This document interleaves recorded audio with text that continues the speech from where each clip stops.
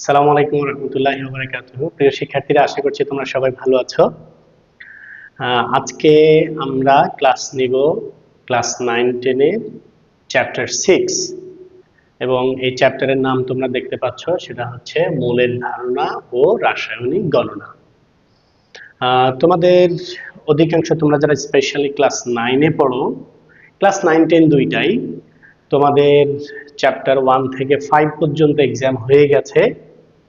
এখন বাকি চ্যাপ্টারগুলোর অ্যানুয়াল এক্সামের জন্য বাকি চ্যাপ্টারগুলো থাকবে ক্লাস 9 এবং 10 দুইটাই।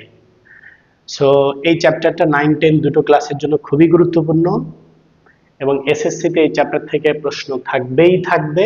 সেই সাথে আরেকটা কথা বলতে পারি, এই চ্যাপ্টার হুবহু কলেজে আছে। স্কুল থেকে কলেজে ওঠার পরে কিছু কিছু পড়া অটোমেটিক মাইনাস হয়ে যায়, কিন্তু এই চ্যাপ্টারটা কলেজে আছে। সো এই চ্যাপ্টারটা খুব যত্ন নিয়ে পড়তে হবে। কেন বললাম? 9-এ লাগবে, 10-এ লাগবে, কলেজে লাগবে। এই চ্যাপ্টার থেকে বোর্ডে সবসময় কোয়েশ্চেন আসে, এই জন্য পড়তে হবে। আরেকটা কারণে পড়তে হবে, কারণ হচ্ছে এই চ্যাপ্টার থেকে লিখলে ফুল মার্কস পাওয়া যায়, কারণ এটা ম্যাথমেটিক্যাল চ্যাপ্টার। এই সব কারণে তোমাকে এই চ্যাপ্টারটা খুব ভালো করে পড়তে হবে। তো আমি আশা করছি তোমরা যারা স্টুডেন্ট হিসেবে আমাদের এই লেকচারটি দেখছো, তোমরা শুধুমাত্র স্ক্রলিং করার জন্য না, শুধুমাত্র ভিডিও দেখার জন্য না, সত্যিকার অর্থে কেমিস্ট্রি শেখার জন্য খাতা কলম নিয়ে বসবা এবং আমরা যেই জিনিসগুলো তোমাদেরকে প্র্যাকটিস করাবো এগুলো প্র্যাকটিস করবা। আমরা চেষ্টা করব এখন থেকে ধারাবাহিকভাবে এই চ্যাপ্টারের সবগুলো লেকচার কভার করার। তোমরা যদি কেউ আমাদের এই লেকচারটি বা আমাদের এই সিরিজ অফ লেকচারগুলো ফলো করো, তাহলে এই চ্যাপ্টারে বাসায় বসে পূর্ণাঙ্গ প্রিপারেশন নিতে পারবে বলে আমার বিশ্বাস। তা আসো আমরা শুরু করি। চলো, আমাদের প্রথমে আছে, দেখো চ্যাপ্টারের নাম বলছে মৌলের ধারণা ও রাসায়নিক গণনা। এখানে রসায়ন শিখতে গিয়ে একটা বড় প্রবলেম, আমরা সবসময় যেটা বলি, কিছু ফান্ডামেন্টাল জিনিস না জেনে রসায়ন শিখতে গেলে রসায়নটা ভালোভাবে শেখা যায় না। তো এখানে দেখো আমরা 5টা পয়েন্ট লিখেছি। এই 5টা পয়েন্ট তুমি যদি ভালো করে শিখে তারপরে চ্যাপ্টার 6 পড়তে যাও, তাহলে দেখবা এই চ্যাপ্টার তোমার জন্য ইজি হয়ে গেছে, তখন তুমি ভালোভাবে শিখতে পারবা। কি কি সেই 5টা পয়েন্ট? নাম্বার 1, পারমাণবিক সংখ্যা ও ভর সংখ্যা কমপক্ষে 1 থেকে 20, যেটাকে আমরা বলছি atomic number and atomic mass number. এটা ভালো করে পড়বা। নাম্বার 2, ধাতু, অধাতু, অ্যাসিড, ক্ষার, মানে example of metal, non metal, acid, base. ঠিক আছে, বেজ অর অ্যালকালি যেটাই তুমি বলো, কোনো সমস্যা নাই।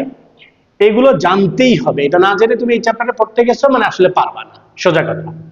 দেন যোজনীয় যৌগমূলক, যৌগমূলক ছাড়া যৌগ লিখতে পারবা না, যৌগ ছাড়া বিক্রিয়া পারবা না, বিক্রিয়া ছাড়া রসায়ন হবে না, তার মানে এটা লাগবে।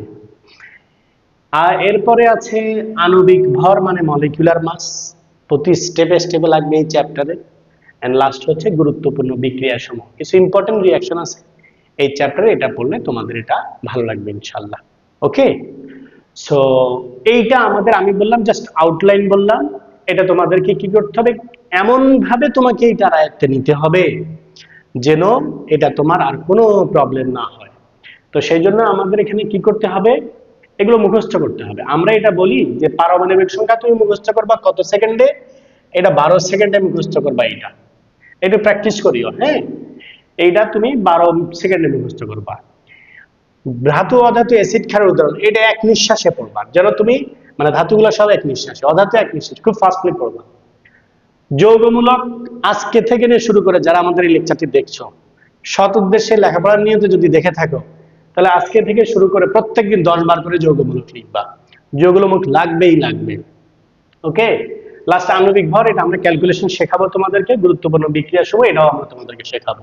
ওকে, সো আজকে প্রথম ক্লাসে তোমাদের প্রতি আমার এটাই ইনস্ট্রাকশন যে পড়া শুরু করার আগে এই কয়টা জিনিস তোমাকে ভালো করে পড়তে হবে। এইটা না পড়ে তুমি যদি চ্যাপ্টার 6 করতে গেছো, তাহলে পড়বা কিন্তু কোনো কাজ হবে না।